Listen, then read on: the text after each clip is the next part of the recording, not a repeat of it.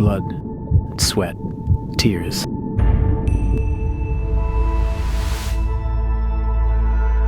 How far are you willing to walk? Are you ready for the distance? Will you go the extra mile? Will you lay it all down for the one who gave you his all? And consider the cost of the cross.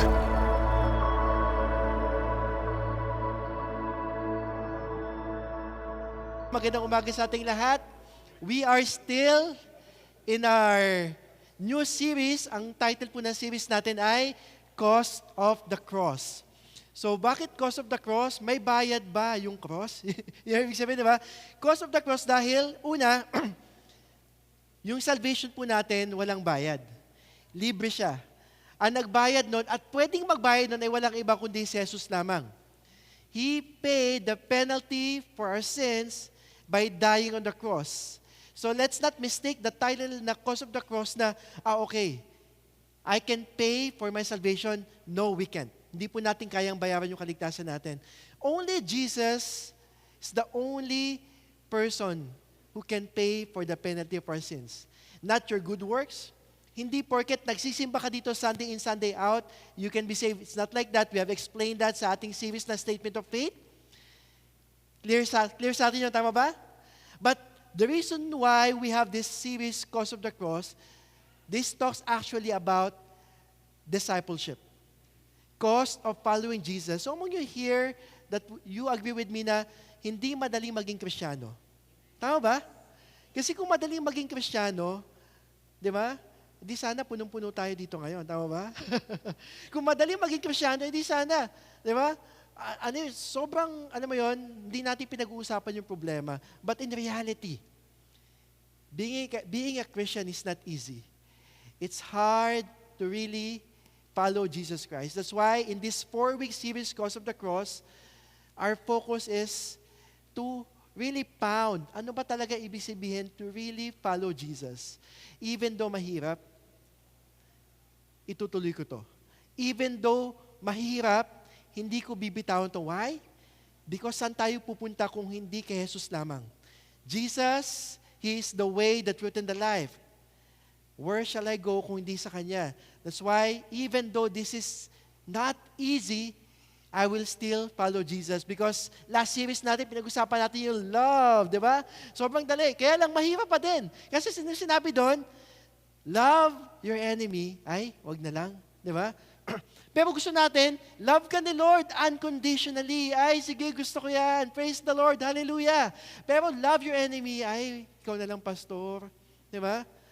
The same thing with this topic, cost of the cross, this is a hard teaching for us. Tama ba? Hindi po madali. Pero, ang encouragement sa atin dito, at least Jesus na yung pinako, hindi tayo. Right? But, we have to carry our cross and deny ourselves. Therefore, we can follow Jesus. So last week, si Pastor Sunny po yung nag-preach dito. He started our series at pinag-usapan po natin yung entering the narrow gate.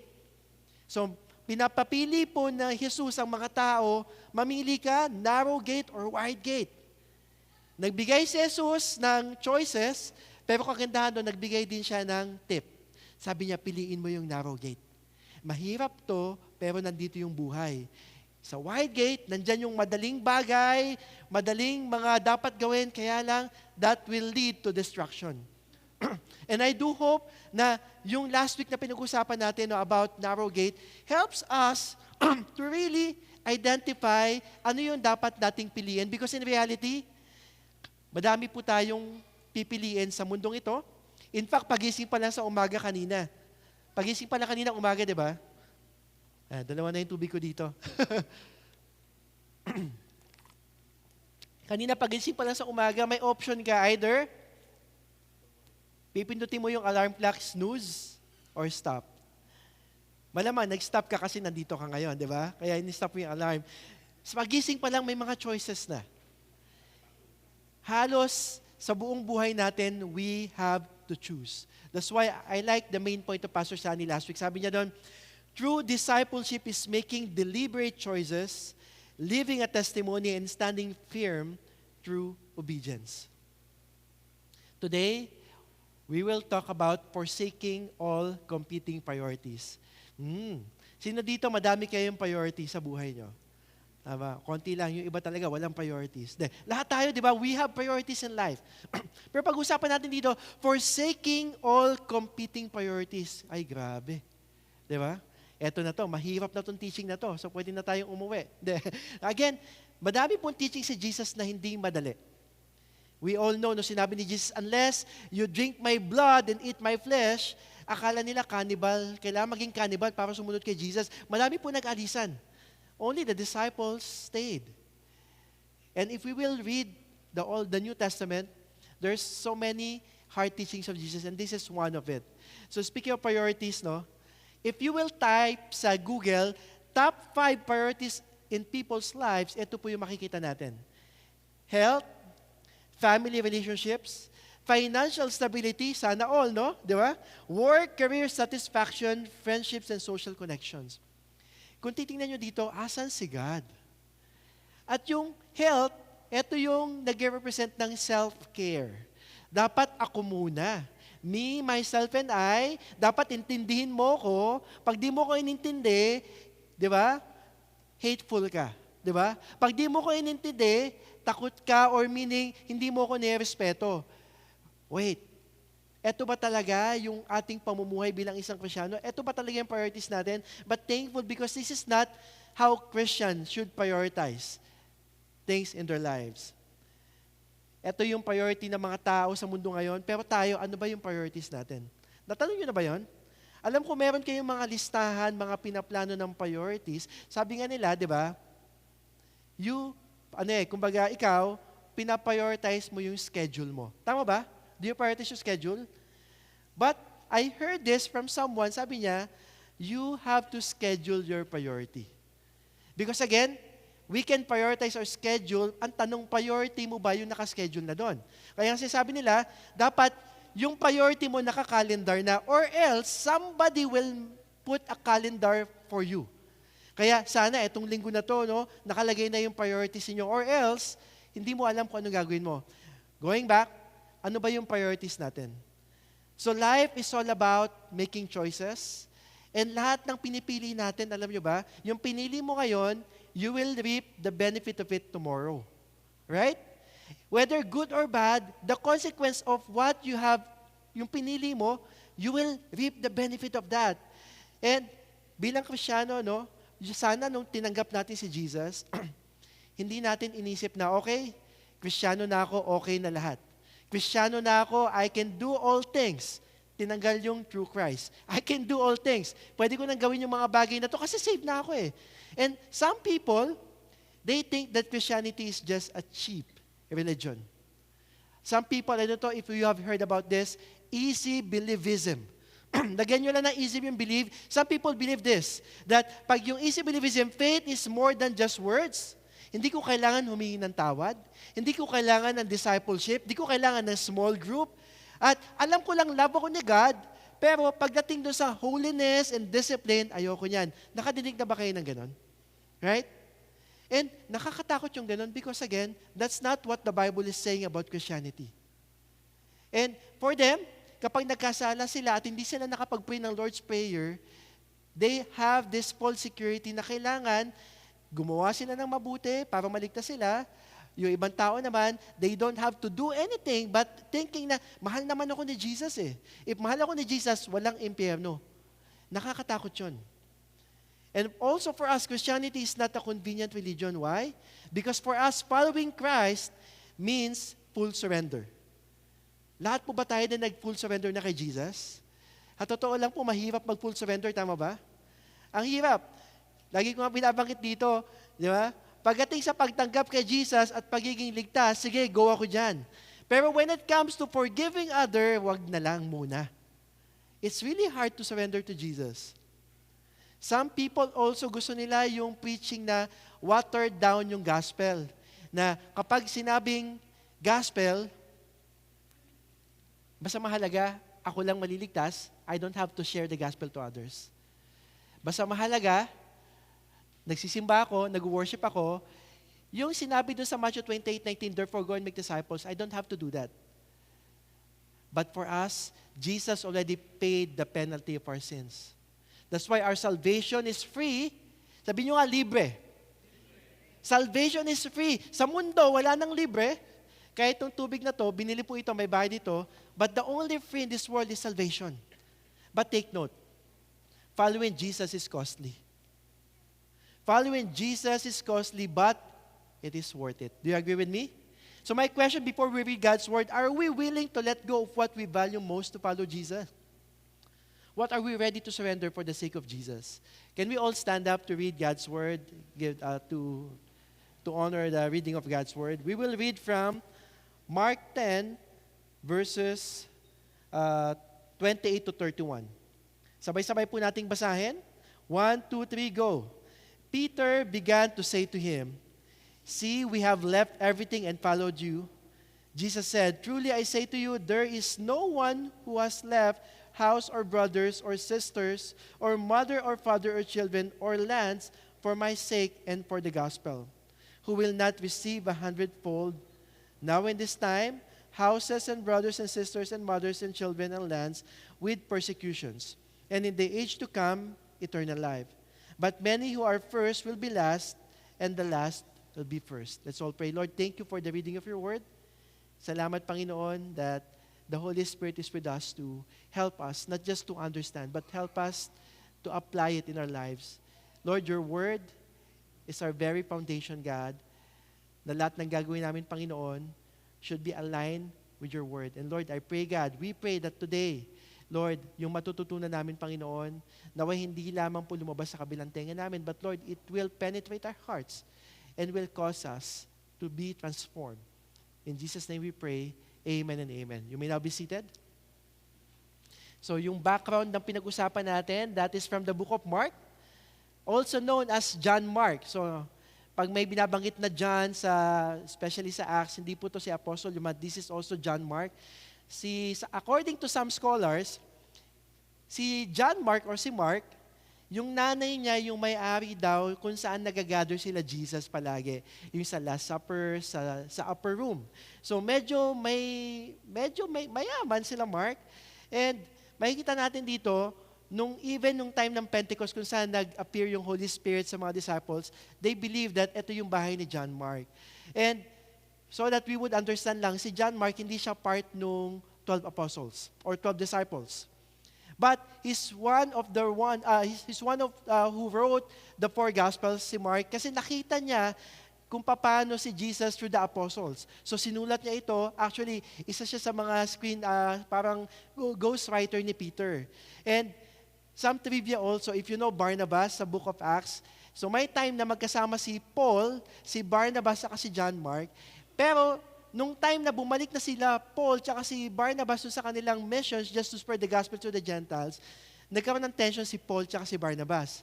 Kasi gustong isama ni Barnabas si John Mark, kaya lang sabi ni Paul, wag nating isama yung umalis sa atin. So, again, dahil tao lang sila, di pinakita doon kung talaga nag-away sila, pero gusto ko sabihin sa inyo, alam nyo ba si Barnabas at si John Mark magpinsan?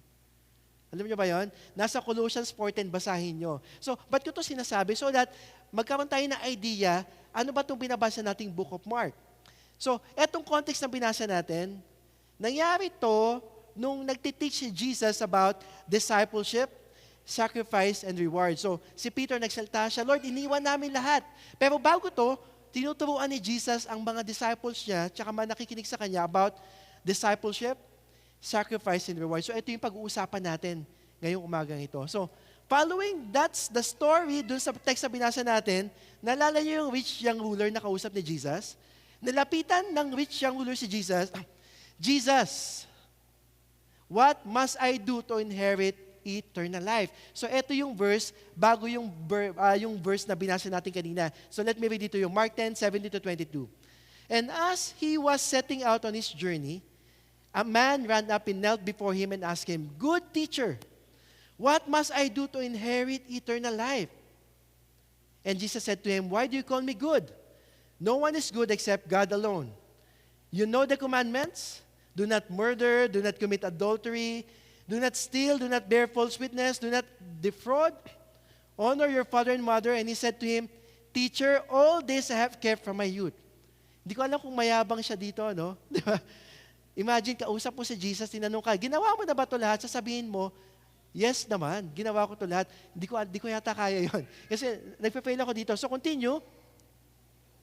And Jesus looking at him, loved him. Wow. I like that.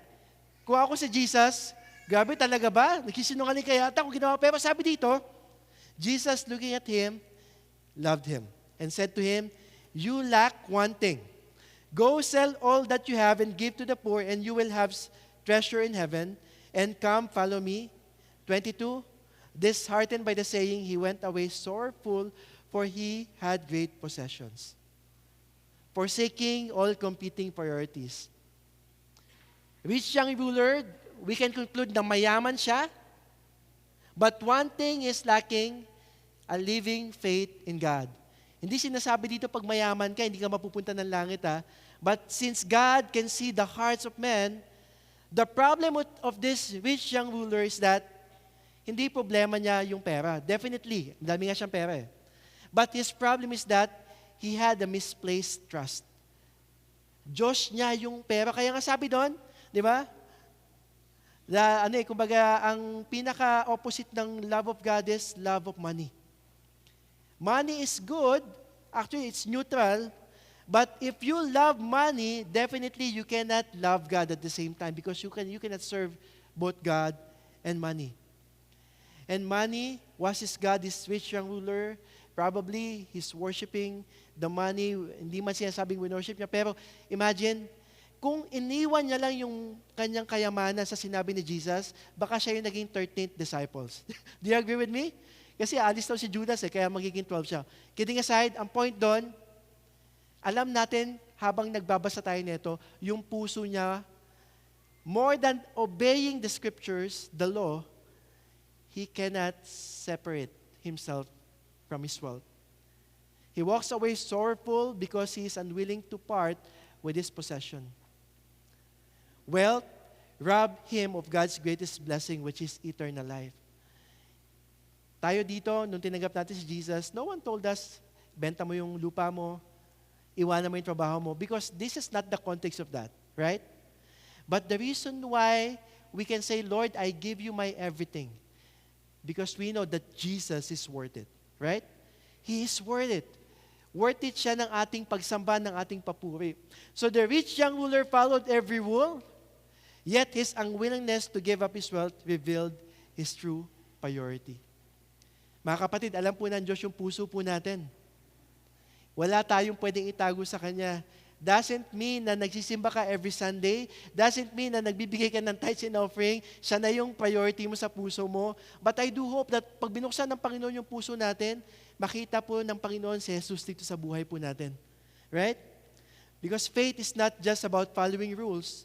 You can obey religiously and still fall short. We can read the Bible all day, but still missing out the point. I remember, I've shared here, there's an atheist na nag-seminary pa siya. Hanggang isa naging teacher siya dun sa seminary school na yon. Pero after nun, hindi pa din siya naniniwala kay Jesus. Why? Because again, if Jesus is not your priority, you cannot see the essence of who God is. We can miss out what is eternal life. After this, Jesus turned to his disciples and said to after niya kausapin yung rich young ruler, sabi dito sa Mark 10:23-27, and Jesus looked around and said to his disciples, how difficult it will be for those who have wealth to enter the kingdom of God. And the disciples were amazed at his words, but Jesus said to them again, children, how difficult it is to enter the kingdom of God. It is easier for a camel to go through the eye of a needle than for a rich person to enter the kingdom of God. And they were exceedingly astonished and said to him, then who can be saved? Sino po ang pwedeng maligtas kung ang mayaman ay hindi kaya makapasok sa kaharian ng Diyos? Buti na lang, sobrang yaman natin, hindi lang tayo mayaman, tama ba? Sobrang yaman natin because we have Jesus Christ, right? So Jesus looked at them and said, with man it is impossible. Sa atin po, imposibleng maligtas. But not with God because all things are possible with God. Amen po ba? Makikita natin dito, na pera ang number one na kakompetensya natin sa Panginoon. But Jesus declares that it is difficult for a wealthy person to enter into the kingdom of God because why? People who are rich, again, hindi kayo yun, sa iba yun. People who are rich, they have this sense of self-reliance. How can you rely on God if you are relying on money? I know some people who are rich and ang kwento talaga nila, grabe, nag-iba yung kanilang perspective, nag-iba yung kanilang ugali dahil sa pera. Again, if you have the whole, yung buong yaman ng mundo, be careful. Because again, you might serve that money more than God. Kaya nagulat yung mga disciples, sabi nila, talaga ba, Jesus? Di ba pag mayaman ka, it's a sign na may favor ka sa Panginoon. Tama ba? May ba ganun thinking tayo? Kaya naman ako mayaman kasi tingnan mo, pinagpapala ako ng Diyos. Meron ako napakinggan na isang ganyan na sabi niya, nung may nag-comment sa kanya, grabe, praise God kasi nakabili ka na ng unang property mo. Sabi nung vlogger na to, si God agad, di ba pwedeng ako muna kasi magaling ako, masipag ako. Self-reliance. Right? But again, wealth can be our competing priorities against God. Jesus clarifies that salvation is impossible through human effort, but with God, nothing is impossible. Because true discipleship requires surrender, trusting God over material wealth, and living sacrificially. Now, this is my main point for us this morning. True disciples trust and truly surrender to Christ, not to religious rules or worldly standards. It means being a true disciple of Jesus, we should be willing to give up comfort, relationships, and wealth for Jesus in His gospel. Kaya ba natin yon? Wala, konti lang. Wala. Mga kapatid, mahirap kung tayo lang. That's why we need the Holy Spirit to help us. Hindi po natin kaya i-surrender yon, right? And no one will ask you to give up your properties. But if that property, if that work, if that something become a competition kay God, then we have to make a choice. In this text, here's what we're going to talk about. The cost and rewards of discipleship. Number one, true discipleship demands total surrender. Mark 10:28-29, Peter began to say to him, "See, we have left everything and followed you." Jesus said, "Truly I say to you, there is no one who has left house or brothers or sisters or mother or father or children or lands for my sake and for the gospel." Una, wealth yung competition. This time, relationships. Hindi po sinabi dito, iwan mo yung asawa mo, iwan mo yung nanay mo, iwan mo yung kapatid mo. But after hearing what Jesus said to the rich young ruler, grabe napaisip sila Peter, how difficult it is for a wealthy to enter into the kingdom of God. Kaya sinabi ni Peter, "See, we have left everything and followed you." Nabanggit nyo na ba yun sa Panginoon? Lord, iniwan namin lahat para sa'yo. Have you said that to God in one way or another? Not yet. Maybe si Peter, kaya niya pa yun, di ba? But following Him requires leaving behind comfort, security. What if ang kapalit ng pagpili kay Jesus ay iwanan mo yung comfort life mo? What if yung pagpili kay Jesus ay iwanan mo yung mga bagay na nagbibigay sa iyo ng kaginhawaan? What if tong work na to, sobrang laki ng sahod mo dito, pero may mga compromises naman when it comes to biblical standard? Kahit hindi magsalita si Jesus audibly, you know what the Bible is saying, right? This can be a competition sa ating pagpili sa Panginoon. Kung titingnan ba ni Jesus ang puso natin ngayon, sino kaya yung priority na nandito? Sino kaya yung makikita ni Jesus? Remember that God can see our hearts. Right? I hope na pag nakita ng Panginoon yung puso natin, hindi lamang sinasabi natin na Lord sa nguso, kundi Lord sa puso.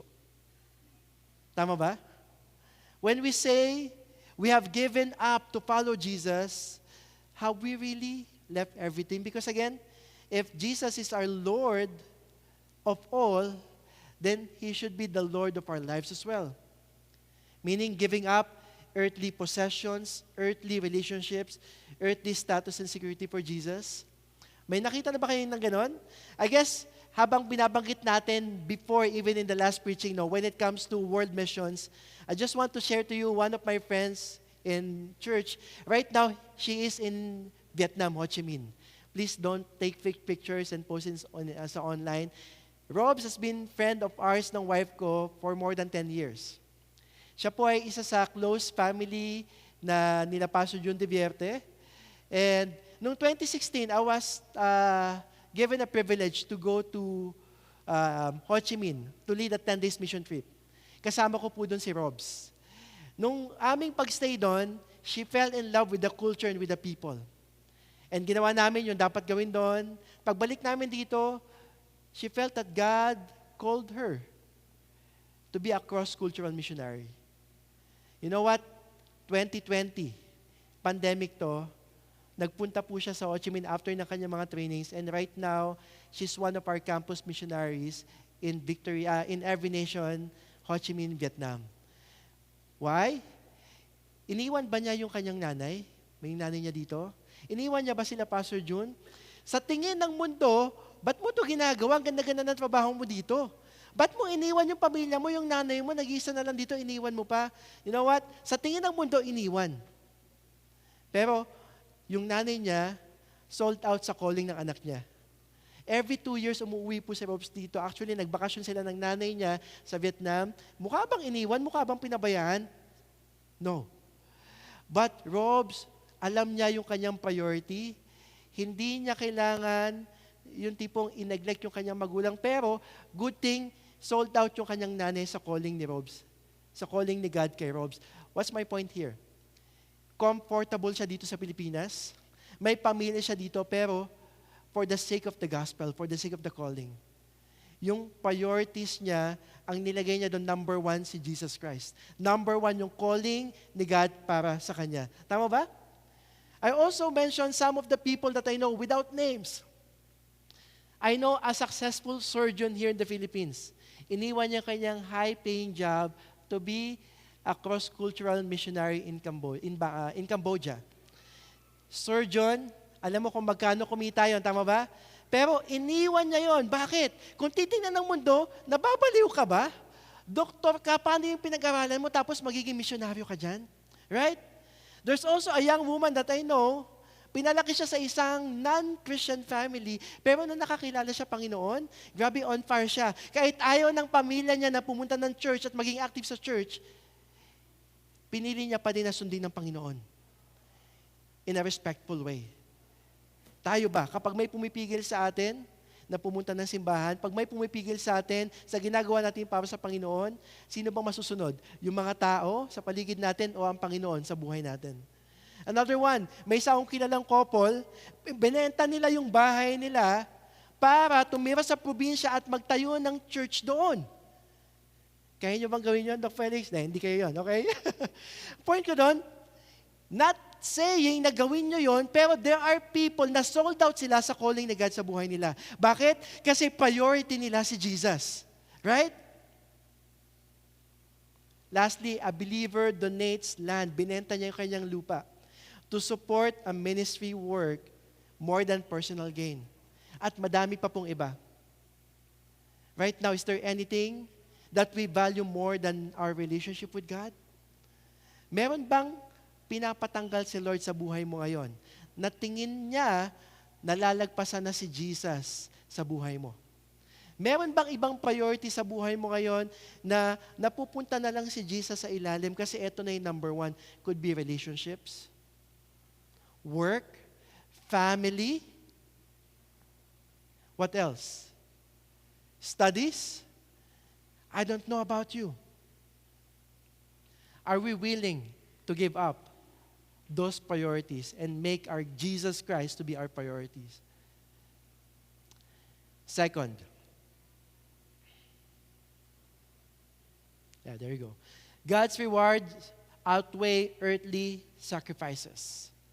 Mark 10:30, who will not receive 100-fold now in this time, houses and brothers and sisters and mothers and children and lands, with persecutions and in the age to come, eternal life. Sino dito gusto ng 100-folds na blessing? Nadidinig natin ito, di ba? But the context of this is not a literal material return. Pag tinunod po natin si Jesus, there are false gospel that will say, pag binigay mo yung buhay mo kay Jesus, yayaman ka. Pag binigay mo yung buhay mo kay Jesus, magkakabalikan kayo ng girlfriend mo, ng boyfriend mo. That's not the gospel. Right? Because if you will follow Jesus, yes, there will be a hundredfold return. Hindi mo man makita to sa material, but you know what? There will be an abundant spiritual provision for each and every one of us. Overflowing abundance of spiritual provision. That's why even though may problema ka ngayon, you still have peace of mind. Even though may sakit sa pamilya, mahirap siya, sobrang ang daming challenges, pero may kapayapaan ka sa puso mo. That is the hundredfold blessing of God if you follow Jesus Christ. Tama ba? And we give God a praise for that. Hindi madaling maging Kristiyano. May mga times, mas tumitindi pa. I know someone na yung nanay niya talagang, grabe, hindi niya alam kung paano gagawin niya kasi siya lang yung pwedeng mag-alaga. Pero, nandito pa din siya ngayon, worshiping God. Why? Because alam niya yung priority niya ang Panginoon. Hindi niya hayaan yung mga bagay na magpapahiwalay sa kanyang pag-ibig sa Diyos, sa kanyang relasyon sa Panginoon. God is with you and will never leave you nor forsake you. Focus on what will last forever. Hindi yung pansamantala lang. Next picture that I will show to you, this is the picture of Jim Elliot. Si Jim Elliot, namatay siya noong 1956. He risked his life just to reach out to the Waorani people in Ecuador.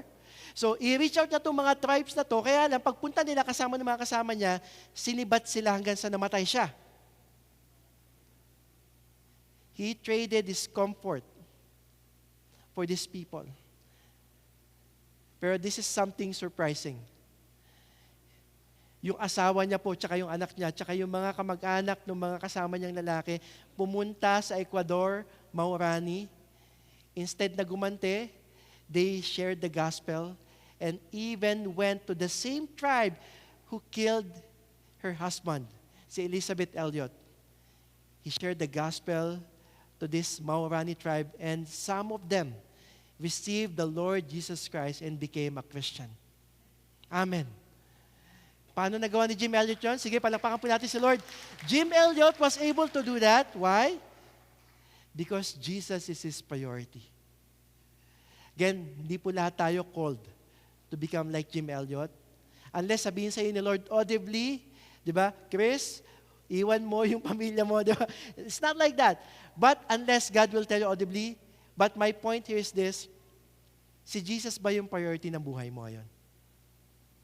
Siya ba yung priority ng buhay natin? Jim Elliot's life and sacrifice for the gospel challenge believers to trust God fully even when it means letting go of security for eternal rewards. When we follow Jesus and make Jesus our priority, investing in eternal treasures, whatever we sacrifice for Jesus will never be wasted, but will have eternal rewards. So my question, will we choose to follow Him fully even when the path is hard? Kahit mahirap, susunod pa ba tayo? Mga kapatid, wala na tayong ibang pupuntahan. Kung nandito ka na at nagsisimula ka pa lamang, huwag kang bumitaw. Madami pang gagawin ng Panginoon sa buhay mo. Tama? Kung matagal ka ng Kristiyano at nahihirapan ka, mas lalo huwag ka nang bumitaw kasi naranasan mo na ang kabutihan ng Panginoon. Amen? Lastly, God's kingdom flips worldly status. Mark 10 to verse 31. But many who are first will be last, and the last first. Nadidinig natin ito palagi. Tayong mga Kristiyano, this is our principle. We don't want to fight for first place, but we are fighting for the last place. Ibig sabihin, we're here to serve one another. We're here to follow Jesus and serve God and serve one another. The last will be first, and the least will be great in His kingdom. True success is found in serving Christ, not in wealth or power. This statement of Jesus flips worldly expectations. Ibig sabihin, sina-challenge nito yung pananaw ng mga tao. Sa mundo, Kailangan maging una ka, kailangan maging makapangyarihan ka para maging influential ka. Pero sa mata ng Panginoon, if you want to be the first, you have to be the last. That's the kingdom perspective. Worldly perspective in the world, power, wealth, influence define who is first. While in godly perspective, humility, service, and faithfulness matters most. Those who seek recognition and wealth or power without surrendering to Christ may end up with nothing in eternity. But to those who seek the Lord Jesus Christ, you will have eternity with the Lord Jesus forever and ever. Mahirap man yung pinagdadaanan mo ngayon, but if Jesus is your priority, God also, ikaw din yung priority niya. God showed that we are His priority when He sent His one and only Son, Jesus Christ. Familiar tayo sa Pharisee, right? Ito yung laging illustration ni Jesus. Pharisee versus the humble believers. Sa Pharisee, sa kanila, because they are a Pharisee, Phariseo sila, tingin nila they are the religious elites. First, in society, they pray in public, but they rejected Jesus. Many of them were spiritually last. But these humble believers, including Zacchaeus, even Matthew, as tax collectors, they are defined as worse than sinners. But even though they are worse than sinners, they received the Lord Jesus Christ as their Lord and Savior. Tayo po dito, even though wala tayong status, even though mataas yung status mo o mababa, pantay-pantay lang tayo sa mata ng Panginoon. The reason why we're here, because of one thing, Jesus. We believe in the Lord Jesus Christ. That's why we are here together, worshiping God together. As I call the music team,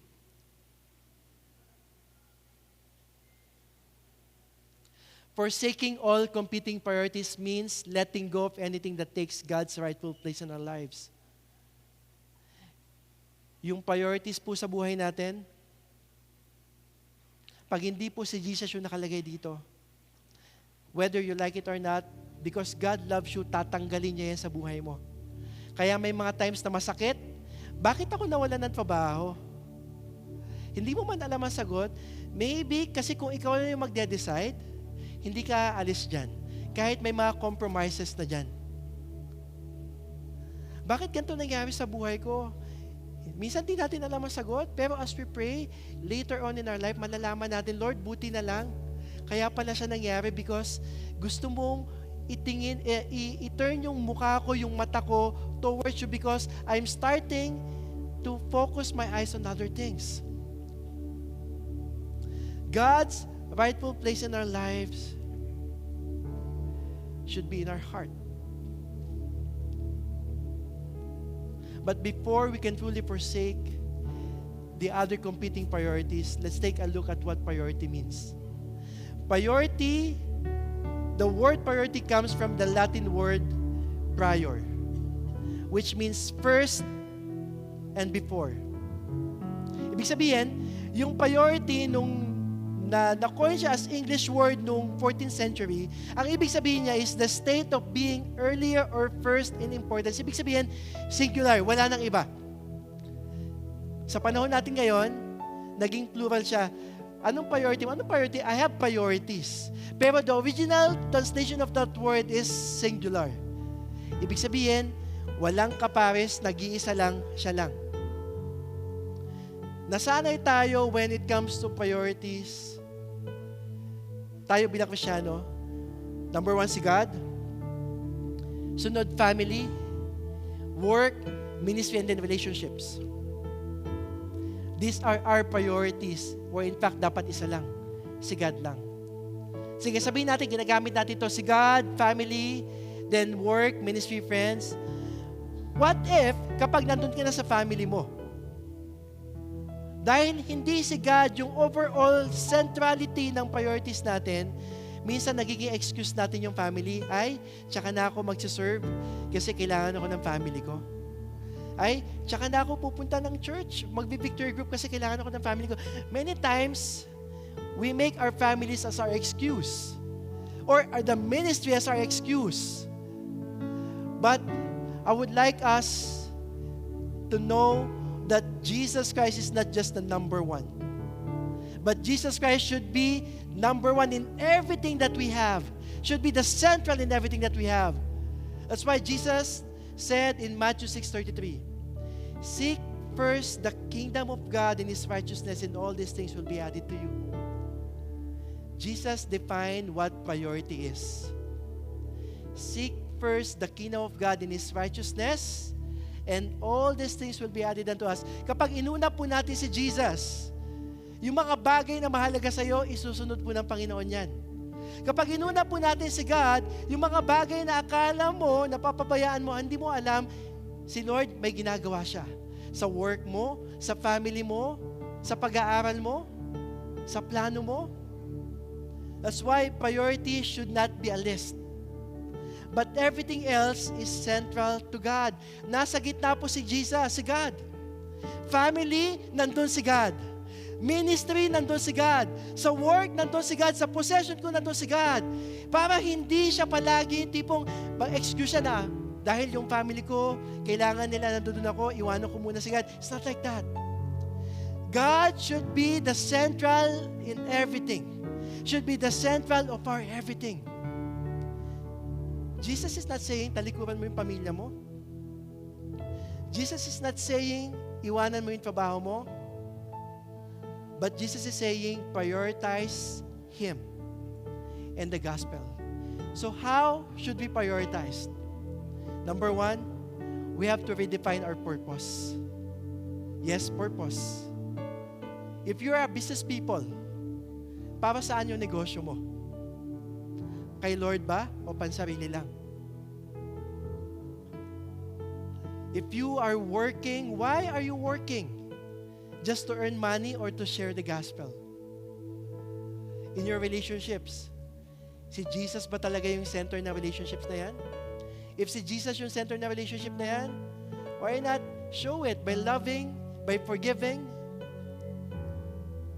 Second, how to redefine our priorities, also to redefine greatness. Di ba kanina, first should be the last, and last will become the first. If we want to redefine greatness by becoming the first, the answer is servanthood. That's why we serve in church. If you are really following Jesus and Jesus is your priority, then serving God and serving people always be part of what you're doing in response to your love to God. Now, what are the things that are holding you back from surrendering everything to Him? If we are true disciples of Jesus, then we will prioritize Him above all, because true disciples trust and truly surrender to Christ, not to religious rules or worldly standards. Now, this is my challenge for all of us. Discipleship is costly but worth it. Amen po ba? As we live our days this week, let's trust in God's faithfulness, because He provides what we need when we prioritize Him. When we prioritize God, He will provide for your needs. Sino dito nangangailangan? The Lord will provide for you if you prioritize God. Huwag po tayong matakot na mawala yung mga bagay sa mundong ito. Matakot tayo pag nawala si Jesus sa buhay mo. Right? Because God's kingdom offers greater rewards. Not this world. Also, God is calling us to surrender everything for His sake. That's why we can endure hardships and trust that eternal life is far outweighs any earthly loss. Mawala man yung bagay dito sa mundo na pinapahalagan ko. Kaya nga sinasabi natin, Jesus is more than enough for me, right? If Jesus is more than enough for me, mawala man tong kotse, tong lupa, tong bahay, tong trabaho ko, buo pa din ako. But if we will seek God's kingdom and His righteousness, all of these things will be added unto us. Kapatid, hindi ka papabayaan ng Diyos. Hindi ka niya papabayaan. Sinasabi ng demonyo sa'yo, pag inuna mo siya, mawawala to. Pero sinasabi ng Panginoon sa'yo, pag inuna mo ako, bibigay ko din yan. Right? Because Jesus is more than enough for us. Amen. Woo! Because in God's kingdom, the values of the world are reversed. Those who humble themselves will be lifted up. What is God asking you to surrender today? Trust Him because He is worthy. Can we all stand up? Lord, thank you. Thank you for prioritizing us by giving your Son Jesus Christ on the cross. So God, we ask you right now, help us na ikaw yung maging nag-iisang priority namin, Panginoon. Help us, Lord, to choose you always. And help us, Lord God, to follow you. It's not easy, but by your grace and by the power of the Holy Spirit, Lord, nothing is impossible for you. Lord, thank you, Lord, for your word today. In Jesus' name we pray. Amen and amen.